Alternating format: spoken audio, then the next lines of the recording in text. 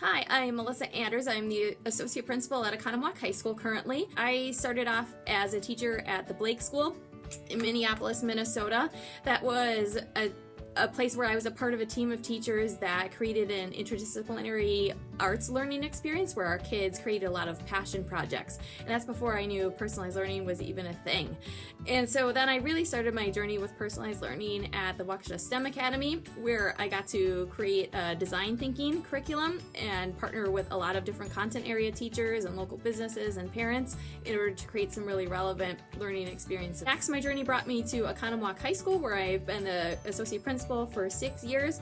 That's where it really gave personalized learning some context for me and some meaning, because I started to study culturally responsive practices here, and I really felt like that's the why of personalized learning. So I was also a part of the design team and the governance board for the High School of Health Sciences, which is a charter school that started up in Kettle Moraine, so got a lot of experience with building a school from the ground up. Also, partnering with local organizations and getting to see how learners can be involved with community mentors and really create some relevant learning experiences. So I've also been a part of the Personalized Learning Committee through the Institute for Personalized Learning. So that's something that I enjoy, learning from other leaders as far as their successes and their challenges, and I felt like I've really learned a lot about how to create that personalized learning community. I also had the good fortune of actually visiting Asa Clark back in 2016 as part of the practitioner studies cohort, and so I was really jazzed about some of the learning that was going on there. Especially, I think there was an advanced technology class that was talking about some of the project-based learning that they were doing, where they had project proposals. So that was something that was pretty exciting, and if that was happening back in 2016, then I'm pretty excited to see what is happening there several years later. I'm looking for the next challenge in my career.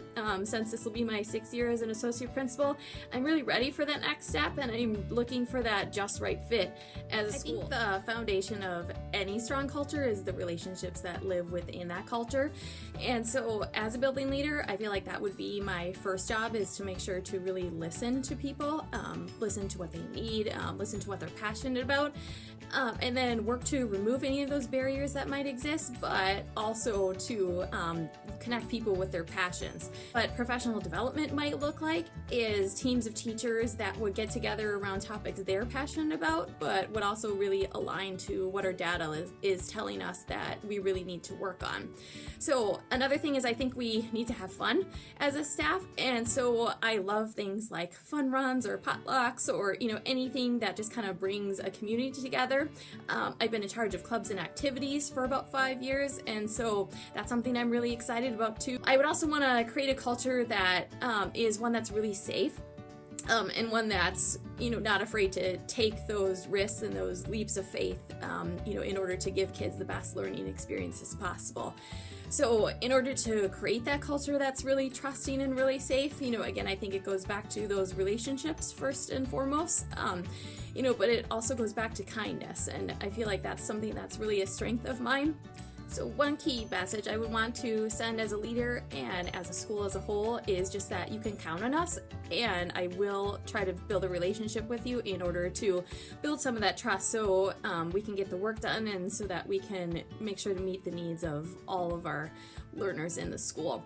So to do that, I would be out of my office as much as possible, get to know everybody, you're really trying to get to know the parents, the kids, the staff, everybody, in order to make sure I know what they're passionate about, what's important to them, as well as maybe what might be in the way. There might be a time when someone that's on my team makes a mistake, but I as a leader need to really own that, and I really need to take responsibility for that, because I want it to be safe for people, that if they do make a mistake, it's not the end of the world. The other thing I would want to do is make sure our leadership teams are really connected with a vision. Purpose would be something that I would co-construct with our teacher teams, just to make sure that we really dig into our data and we find out what is it that we really need to focus on. It's my job as a building principal to be the best storyteller and the best champion of our school out there, and so I try to do that through social media channels, because that's what a lot of our families will connect with. In order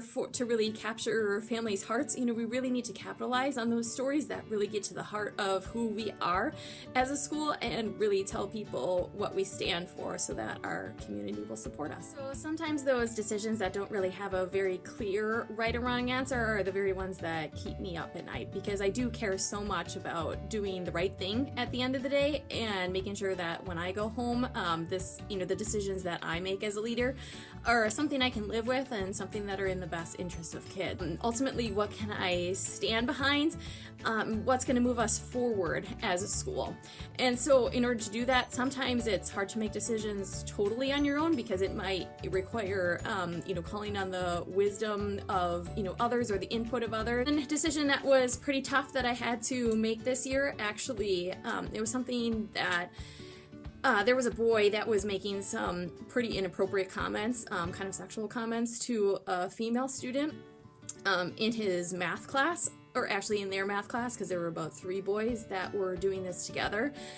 And so this was a difficult situation because I had intense parent pressure to just kind of let it go and brush it under the rug and say boys will be boys. And just in my heart, I couldn't do that because I see this girl that's really hurting. I connected them with some counseling sessions, and a lot of the boys ended up writing apologies to the girl, and they were actually really sincere apologies.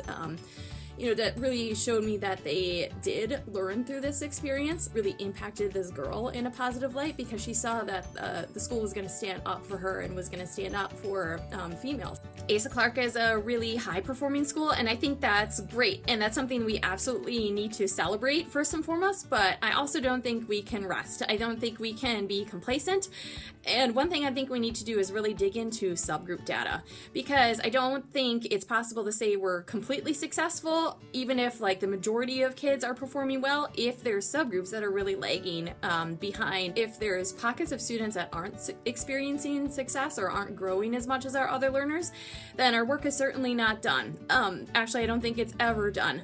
And so I would say you can't be great if not all kids are growing, and so we would employ a continuous improvement process where we would use a process similar to the Plan, Do, Study, Act process, in which you're constantly with your staff analyzing data, different types of data, in order to plan what are some of the trends in the data, what might we do about what we see, what we notice with some of those trends, and then also what is some of the learning that we need to engage in as a staff, as teams, in order to move this data forward. Every 60, 90, 120 days, then I'll report out progress to the staff along with my building leadership team.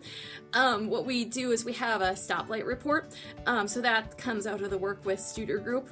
And so what we do is we want to make sure that the data is really transparent, and we're also really transparent with what the action steps are, and also how we're being responsive to the new data that comes in. It is easy to be a high-performing school, but there may be these subtle achievement gaps. I also don't think people can really become passionate about the data until they have that emotional connection.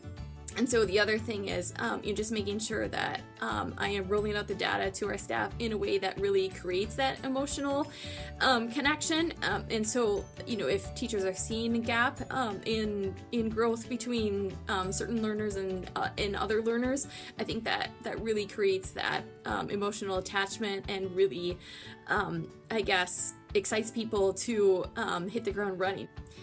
So I'm really looking for a school that is high energy, because I feel like as a leader, that's where I'm coming from. I'm really looking for a school that wants to learn and grow, not in isolation, but a team that really wants to work together. I really enjoy the spark of a new idea, and I enjoy teams that enjoy something really similar to that as well. Teams that are very passionate, see this as more than just a job, but they see this kind of as their calling. So I also enjoy really creating that energy around a common purpose. I hope I could do that with your staff in the future. I also just want to make sure that we become unrivaled as a learning community and that we don't settle for anything less. So thank you very much for your time today, and I hope to get to learn more about you in the future.